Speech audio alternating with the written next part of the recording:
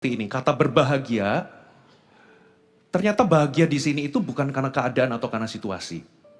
Ternyata konsep bahagia di mata Tuhan itu beda. Saya akan bacakan sebuah ayat, Mazmur 128, saya baca ayat yang ke-1.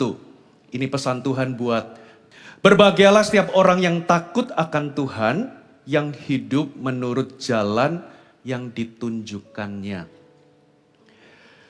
Ayat ini ada 3 hal yang saya ambil dari ayat ini menjadi pesan Tuhan. Ketika Tuhan menciptakan segala sesuatu, terang dan gelap, Tuhan katakan itu sungguh baik. Ketika Tuhan berikan tumbuh-tumbuhan, hewan, lalu ada daratan, ada lautan, Tuhan juga menyebutnya itu sungguh baik. Lalu terjadi eskalasi. Ketika Tuhan ciptakan manusia, ternyata Tuhan berkata, itu sungguh amat baik. Lalu apa yang terjadi? Terjadi anti klimaks. Karena Tuhan melihat manusia itu seorang diri. Dari situlah Tuhan berkata, aku akan menyediakan seorang penolong yang sepadan untuknya. Dari situlah saya percaya di momen yang berbahagia ini, khususnya untuk kalian berdua dan juga keluarga besar, pasti berbahagia. Tapi tahukah saudara? Yang berbahagia pertama-tama, yang tersenyum bahkan terharu itu Tuhan sendiri. Sebab Tuhan melihat menjadi anti klimaks. Ketika Tuhan menciptakan manusia itu sungguh amat baik, tapi ternyata seorang diri. Dan Tuhanlah yang memprakarsai pernikahan. Kalau lihat kisah kalian berdua, saya hari ini betul-betul percaya bahwa jodoh itu di tangan Tuhan plus di tangan kalian berdua. Tuhan yang menuntun kalian berdua. Jodoh di tangan Tuhan plus jodoh juga di tangan kita melalui proses, restu, bimbingan, mentoring sampai di titik ini. Tuhan yang terharu pertama-tama. Tuhan yang memprakarsai. Itulah sebabnya pesan Tuhan yang pertama, yaitu di kata berbahagialah. Seolah-olah Tuhan itu memberikan pesan seperti ini, kata berbahagia. Ternyata bahagia di sini itu bukan karena keadaan atau karena situasi. Ternyata konsep bahagia di mata Tuhan itu beda. Konsep bahagia di mata Tuhan itu adalah state of being.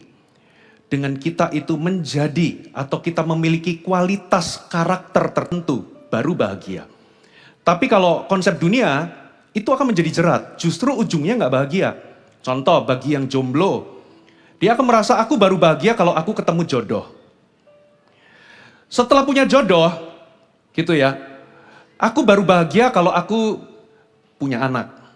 Setelah punya anak, nanti ada konsep bahagia lagi. Aku baru bahagia kalau punya anak laki-laki misalnya, atau anak perempuan.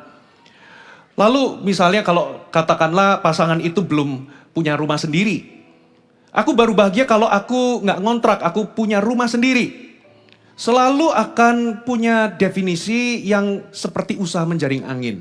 Justru tidak bahagia. Tapi di sini dikatakan di ayat awal ini, berbahagialah. Ini adalah state of being. Karena kita memiliki Kristus. Karena kita memiliki kualitas karakter tertentu. Jadi pesan Tuhan yang pertama, menikahlah dengan bahagia. Bukan demi bahagia. Menikahlah karena bahagia. Bukan supaya bahagia. Jadi kalian berdua, bahagia dulu baru menikah. Karena kalau tidak, ketika bahagia itu dijadikan tujuan, kalian berdua justru akan masuk di dalam jerat, justru ujungnya nggak bahagia. Jadi hari ini saya mau memastikan sebelum nanti kalian diberkati, are you happy? Apakah kalian sudah bahagia di dalam Kristus, bahagia di dalam batin? Menikahlah dengan bahagia. Yang kedua dikatakan begini, orang yang takut akan Tuhan. Jadi kalau memang bahagia itu adalah sebuah akibat bukan penyebab, berarti visiku harus berubah. Visiku nggak boleh bahagia. Bahagia nggak boleh jadi tujuan. Karena bahagia itu akibat. Berarti yang perlu kita kejar itu adalah penyebab. Apa penyebab bahagia dalam rumah tangga? Ternyata dikatakan kita menjadi orang yang takut akan Tuhan. Takut di sini itu bukan seperti anak takut dihukum, Tapi takut di sini itu seperti kita itu mengasihi seseorang dan kita takut melukai, mengecewakan orang itu. Takut di sini itu lahir karena kita kenal siapa yang kita sembah, lalu keluar respect. Jadi itu karena kasih. Kalau takut karena teror, kita akan menjauh. Tapi kalau takut karena kasih, justru kita akan mendekat. Karena kita hormat, kita segan. Itulah sebabnya fondasi pernikahan itu bukan hanya cinta. Fondasi pernikahan itu bukan karena kalian saling mengasihi saja. Tapi fondasi pernikahan itu adalah takut akan Tuhan. Ibarat kasih itu seperti apinya, tapi kalau perapian itu nggak punya tungkunya atau nggak punya fondasinya, maka api itu nggak bisa bertahan. Dia harus ada penyokongnya. Cinta itu justru akan jadi murni ketika ada takut akan Tuhan. Ketika kita kenal Tuhan, justru disitulah cinta itu akan menjadi murni. Karena kalau kita ini cuman seperti dunia, cinta hanya basisnya perasaan, maka nggak akan ada komitmen. Justru takut akan Tuhan itu yang membuat cinta itu jadi murni, cinta itu jadi agape, cinta itu justru akan jadi sesuatu yang dipenuhi dengan ketaatan dan kemurnian. Kapan ketika kita ini bisa jaga kemurnian integritas di dalam pernikahan? Bukan karena kita ini saling cinta, tapi karena kita punya takut akan Tuhan. Kapan kita ini ketika ada momen-momen, ya mungkin ada momen-momen di masa depan, di hari-hari ke depan. Perasaan jengkel itu muncul kalau cinta itu basisnya cuma perasaan, gak ada fondasi takut akan Allah, hancurlah pernikahan. Itulah sebabnya fondasi pernikahan bukan hanya kita saling mengasihi, saling cinta, tapi harus ada takut akan Tuhan. Yang ketiga, dari kalimat, yang hidup menurut jalan yang ditunjukkannya. Waktu saya baca ayat ini, seolah-olah memberikan kesan, kita itu harus follow God closely, sampai kita itu bisa peka sama tuntunan Tuhan. Ini bukan mengikuti dari jauh, tapi hidup menurut jalannya itu membutuhkan kita itu harus cukup dekat dengan Tuhan, sehingga kita itu bisa cukup peka untuk kita harus belok kemana, tuntunan Tuhan bagaimana. Disitulah yang memberikan visi di dalam pernikahan, itulah yang memberikan visi di dalam pekerjaan kalian, di dalam hubungan kalian. Itulah yang akan memberikan belok, mau kemana, ke kanan atau ke kiri. Disitulah tuntunan Tuhan akan nyata ketika kita follow God closely. Lalu dikatakan jalan yang ditunjukkannya, berarti ada jalan Tuhan juga ada jalan kita. Ada jalan dunia juga ada jalan Tuhan. Ternyata pikiran kita nggak sama dengan pikiran Tuhan. Jalan Tuhan nggak sama dengan jalannya kita. Termasuk di dalam pernikahan. Banyak orang berkata kalau di luar sana, prinsip pernikahan itu adalah semacam kontrak. Seperti orang sewa menyewa rumah. Kontrak itu begini, ketika pihak pertama tidak melakukan kewajibannya, maka pihak kedua juga tidak wajib melakukan kewajibannya. Fondasinya itu mutual distrust. Itulah sebabnya orang kalau perjanjian sewa menyewa itu pergi ke notaris. Karena fondasinya sama-sama kita nggak percaya, supaya enak harus ada penengah. Kalau kamu nggak bayar uangnya, aku nggak wajib memberikan rumahku. Begitu pula kalau rumahnya itu belum beres, pihak pertama nggak wajib menyetor uangnya. Jadi itu basisnya mutual distrust. Tapi beda dengan pikiran Tuhan tentang pernikahan. Pikiran Tuhan tentang pernikahan ternyata bukan kontrak, tapi covenant. Seperti gambaran Tuhan itu bercovenant sama kita. Sekalipun kamu gak setia, kata Tuhan, aku tetap setia. Berarti fondasinya itu mutual trust. Karena aku percaya, itulah sebabnya aku bangun covenant. Jadi kalaupun di hari-hari ke depan, pihak pertama melakukan kesalahan, aku akan tetap melakukan kewajibanku. Sekalipun suamiku mungkin punya kekurangan, punya kelemahan, punya kesalahan, aku akan tetap mengasihi suamiku. Begitu pula sebaliknya, sekalipun istriku punya kelemahan, punya kekurangan, bahkan kesalahan, aku akan tetap mengasihi. Itulah sebabnya nanti kalian janji nikahnya itu bunyinya apa? Aku akan menerimamu sebagai suami dan istri yang sah di hadapan Tuhan.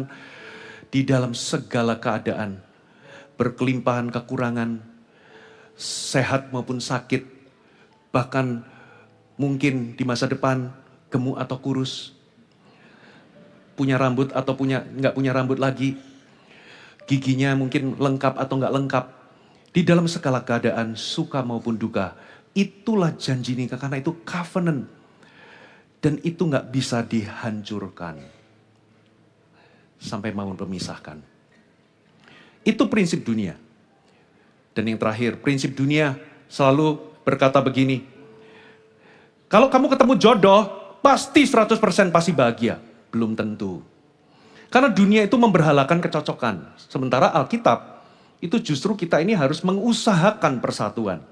Kita bukan cari kecocokan, tapi kita mencocokkan diri. Bedanya kalau kita cari kecocokan, maka drive-nya itu selalu kalau pasangan kita nggak cocok, kita akan memaksa pasangan kita untuk menjadi cocok buat kita. Kita akan berusaha mengubah pasangan kita menjadi cocok. Makanya hati-hati dengan yang namanya ekspektasi. Nanti kalian berdua, kalau menikah, sudah berjalan hari-hari, ketika muncul kekecewaan, coba cek. Jangan-jangan ada ekspektasi atau harapan yang tidak realistis. Jangan-jangan. Contoh, saya dulu waktu menikah, saya dulu punya berharap nanti istri saya itu seperti mama saya. Gitu. Puji Tuhan saya ketemu yang mirip seperti mama saya. Tapi kalau nggak mirip, kalau nggak seperti, gitu ya. Atau misalnya ada seorang istri kepengen nanti calon suamiku itu seperti papa saya. Ternyata papanya itu bisa naik genteng, jadi gentengnya bocor bisa dibetulin sendiri, mobil mogok bisa dibetulin sendiri. Ternyata dia menikah sama seorang pria yang bahkan nggak bisa naik genteng, nggak bisa betulin mobil. Nah, kadang harapan atau ekspektasi itu memunculkan kekecewaan. Lalu kita berusaha pasangan kita mencocokkan selera kita. Justru ujungnya dalam tanda kutip neraka di dalam dunia. Bapak Ibu semua, cinta berubah jadi benci itu tempatnya di pernikahan.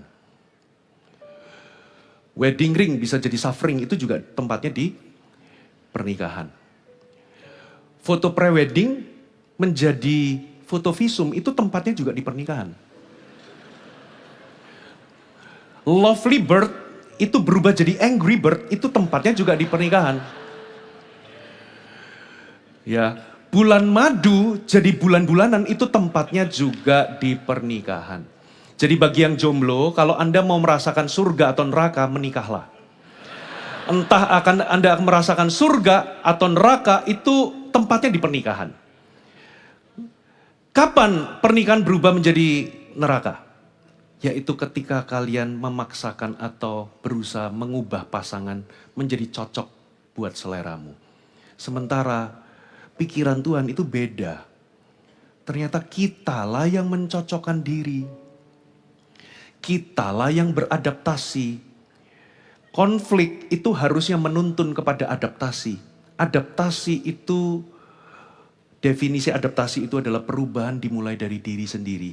Bukan menuntut pasangan berubah.